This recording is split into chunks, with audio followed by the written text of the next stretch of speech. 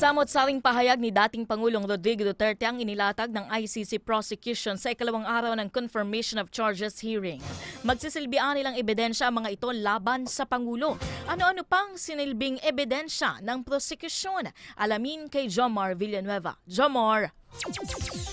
Ani tinalakay sa ikalawang araw ng confirmation of charges hearing laban kay dating Pangulong Rodrigo Duterte ang umano'y PRRD list o narco list.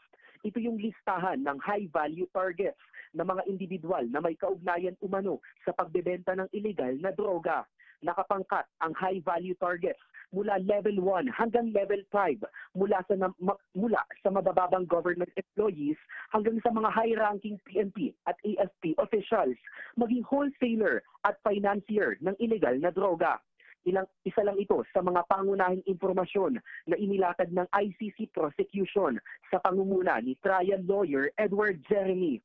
Bukod sa PRRD list, inilabas ng ICC prosecution ang dokumentong pirmado ni dating PNP chief at ngayon nagtatagong senador Ronald De La Rosa.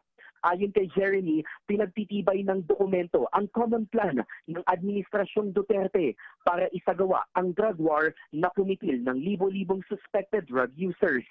Samantala, sinariwa rin ng ICC prosecution ang mga pagbabanta ni Duterte sa ilang local officials na kasama sa narco list, gaya kina dating Ozami City Mayor Reynaldo Parohinog at Albuera Leyte Mayor Rolando Espinosa na kapwa pinatay. Tinalakay din ang pagkitil sa buhay ng 17 years old na si Kian De Los Santos na umano'y suspected drug user. Binigyang din ng prosecution na taliwas sa nakalat nilang CCTV footage ang pahayag ng mga pulis na nanlaban umano si Kian. Mababatid na guilty sa kasong murder ang tatlong pulis na pumatay sa menor de edad.